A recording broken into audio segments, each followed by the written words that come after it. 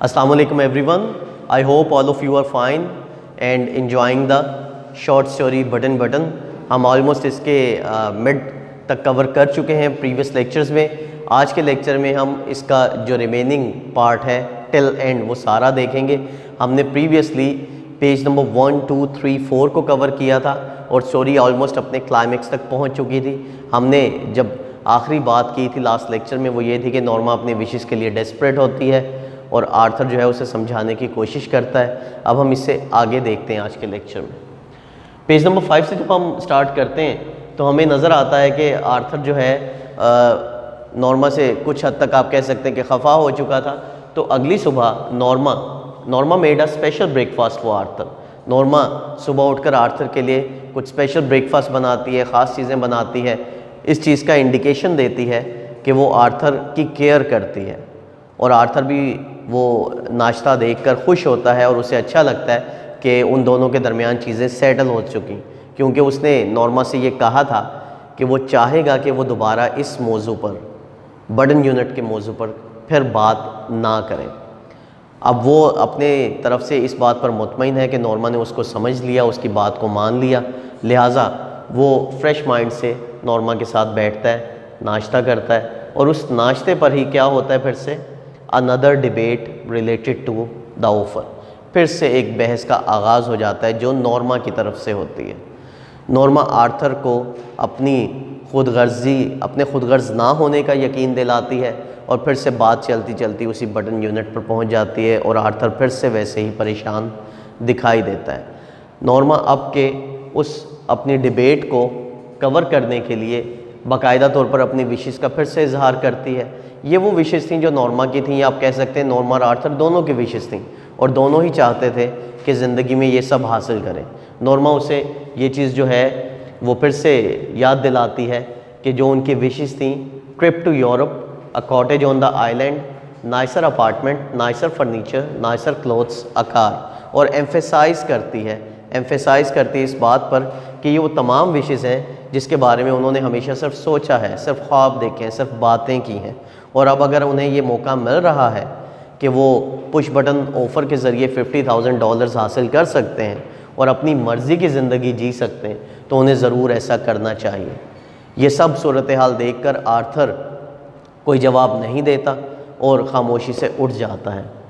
और इसी दौरान नॉर्मा आर्थर को फिर से अपनी विशेस के अलावा मज़ीद यकीन दिलाने के लिए प्रोबेबिलिटीज़ को सपोर्ट करती है। Norma favour probabilities not the facts. Probabilities इम्कान लाजमी नहीं होते दुरुस्त हों या हकीकत पर मबनी हों।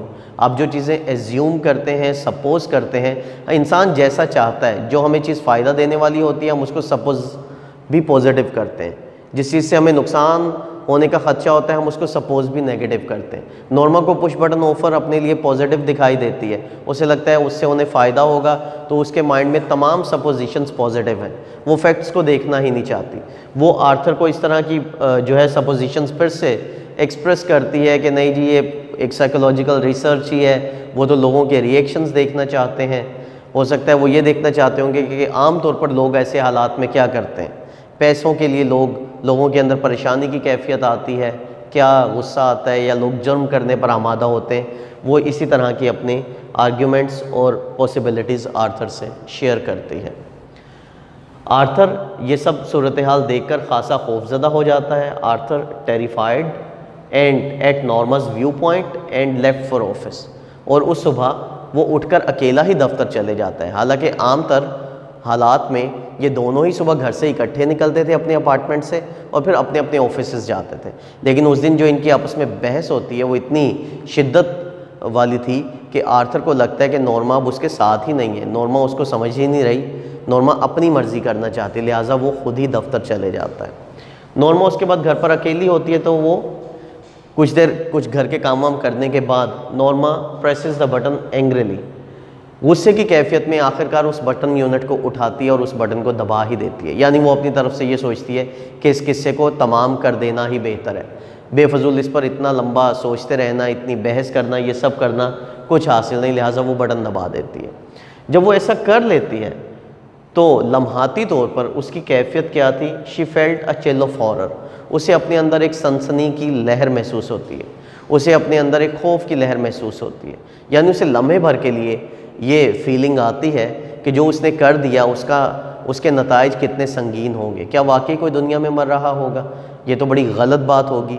लेकिन आप जानते हैं कि इंसान की कैफियत मुस्तकिल नहीं है, हम कुछ टाइम में चीज़ों को कवर अप कर ही लेते हैं और आगे बढ़ जाते हैं। वो फीलिंग कवर अप हो जाती है, नॉर्मा उठकर ऑफिस चले जाती है। उस शाम जब वो ऑफिस से लौटती और अपार्टमेंट में मौजूद थी तो a call from Lenox hill hospital, एक हॉस्पिटल से कॉल उसे मौसूल होती है, कॉल आती है जिसे वो रिसीव करती है।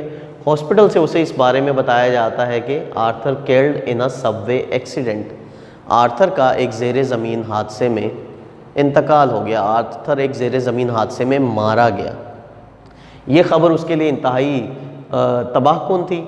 इस खबर को सुनकर नॉर्मा जो है वो खासी परेशान होती है, अपनी कैफियत पर काबू नहीं रख पाती और ये ख़बर सुनते ही उसके जहन में एक चीज़ और आ जाती है। वो क्या थी जिसका हमें पहली दफ़ा जिक्र मिलता है इस लेसन में? Norma remembers Arthur's life insurance policy. पहली दफ़ा इसका तज़किरा किया जाता है कि नॉर्मा को याद आता है कि आर्थर की तो एक लाइफ इंश्योरेंस पॉलिसी भी थी और उस पॉलिसी की अमाउंट कितनी थी? $25,000 with double indemnity for accident, indemnity compensation. Insurance policy थी, लाइफ इंश्योरेंस पॉलिसी थी, उसकी मालियत $25,000 थी, लेकिन अगर हादसाती तौर पर उसमें कोई डेथ हो जाती तो वो अमाउंट $50,000 हो जानी थी। ये रकम जहन में आते ही नॉर्मा को दोनों रकम एक जैसी लगती हैं। पुश बटन ऑफर की रकम भी $50,000 और इंश्योरेंस पॉलिसी की रकम भी $50,000 और ये एक महज इत्तफाक नहीं था।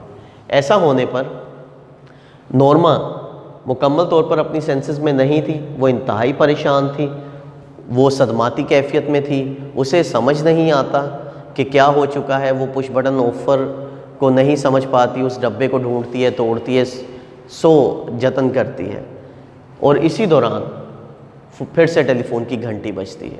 मिसेस स्टीवर्ट की कॉल आती है। नॉर्मा उस कॉल को उठाकर स्टीवर्ट से इतना पूछती है कि उसने तो कहा था कि मरने वाला उनके लिए अजनबी होगा। If you remember the offer, वो क्या थी? Somewhere in the world someone you don't know will die, कि दुनिया में कहीं कोई ऐसा शख्स जिसे आप नहीं जानते वो मरेगा। तो नॉर्मा का सवाल स्टीवर्ट से यही था कि आपने तो कहा था कि मरने वाला मेरे लिए अजनबी होगा, जिसके जवाब में स्टीवर्ट एंडिंग रिमार्क्स क्या देता है? Do you really think you new your husband, कि क्या आप वाकई ऐसा समझती हैं कि आप अपने खामन से वाकिफ़ थी? अब ये बड़ा एक तंजिया जुमला था, यानी स्टीवर्ट नॉर्मा को इस बात पर तंज करता है कि अगर वो आर्थर से इतनी ही वाकिफ़ थी तो फिर उसने आर्थर का साथ तो नहीं दिया, वो तो आर्थर की मर्ज़ी के ख़िलाफ़ चली, उसने अपनी मर्ज़ी को अहमियत दी। जबकि आर्थर को अगर सोचा जाए तो आर्थर की लाइफ इंश्योरेंस पॉलिसी भी तो अल्टीमेटली नॉर्मा के फ़ायदे के लिए थी। लिहाजा नॉर्मा ने आर्थर की मर्ज़ी या उसके जज्बात का एहतराम नहीं किया, उसने अपनी मर्ज़ी को फोकियत दी और पैसों की लालच में उसने ये स्टेप उठाया। सो यहाँ पर हमारा लेसन जो है वो टेक्स्ट में इख्तिताम पजीर होता है और हम इस वे में इसको कंक्लूड कर पाते हैं कि जो आर्थर की लाइफ इंश्योरेंस पॉलिसी थी बेसिकली वही एक मेजर अमाउंट थी और उसी अमाउंट ने को ही नॉर्मा को अब रिसीव करना था। पुश बटन ऑफ़र कुछ नहीं था, वो एक ड्रामा था जो स्टीवर्ट की तरफ से प्ले किया गया और नॉर्मा उस जाल में फंस गई और उसने वही सब किया जो स्टीवर्ट चाहता था। So that's all regarding button lesson number 1। इसको गो थ्रू कीजिएगा, थ्रू आउट टेक्स्ट को देखिएगा। If you have any sort of queries you are welcome from all sorts. Thank you very much.